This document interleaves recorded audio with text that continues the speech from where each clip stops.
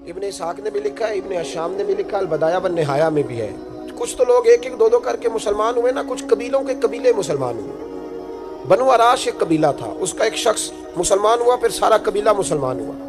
وہ کہتا ہے میں نا مکہ مکرمہ آیا. یہ وہ دور تھا جب نبی پاک علیہ السلام نے ابھی اعلان نبوت فرمایا تھا, اور وہ اسلام پر غربتوں کے دن تھے. سارا مکہ جب جتھا ہو جاتا ہے پھر تو بندے کی بڑی بات ہوتی ہے نا, اور جب ایک ایک دو دو سنگی ہو تو پھر مشکل ہوتا ہے. غربتوں کے دن تھے. کہتے ہیں میں مکے آیا, میں چھوٹا سا کاروباری تھا, بیوپاری تھا, تاجر تھا. میں گاؤں سے جانور خریدا کرتا تھا, شہروں میں بیچا کرتا تھا.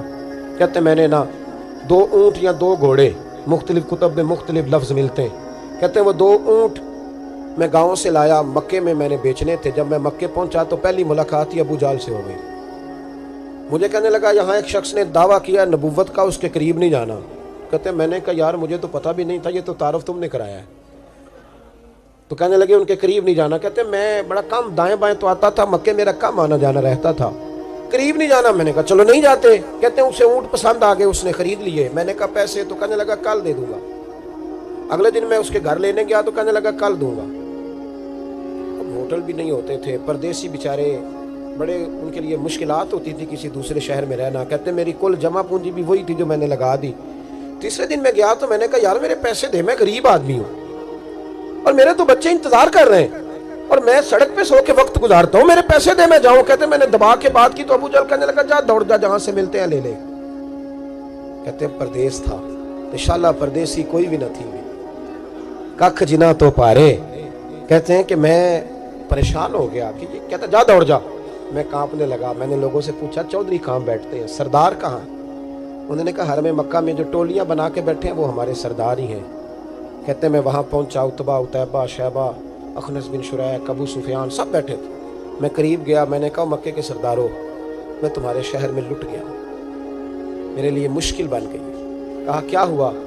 کہنے لگے ایک آدمی نے مجھ سے 2 اونٹ خرید لیے, وہ میری کل کمائی تھی, پہلے تو آج کل کرتا رہا, اب کہتا ہے جا دوڑ جا, کچھ نہیں ہے, میری مدد کرو. کہتے ہیں اتبا بولا. کہنے لگا کس کی طاقت ہے ہمارے ہوتے ہوئے تیرے پیسے دبا جائے؟ کہتے ہیں جب اس نے یہ کہا تو میرے اندر امید کی کرن چمکی کہ میرے مل جائیں گے. کہتے کون ہے بتا؟ میں نے کہا کہ ابو جہل. کہتے اس نے ساتھ ہی نا گردن جھکا لی. کہنے لگا اوہو وہ تو بہت بڑا گنڈا ہے, تو کہاں الجھ گیا؟ وہ تو پیسے نہیں ملتے. کہتے ہیں اب تو میرے پاؤں تلے زمین نکل گئی. یہ تاجر نا جب ڈوبتا ہے تو خودکشی کرتا ہے معاذ.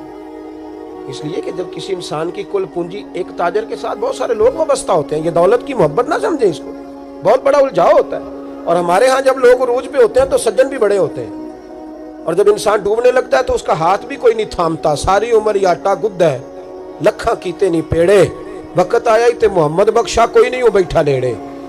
آپ کو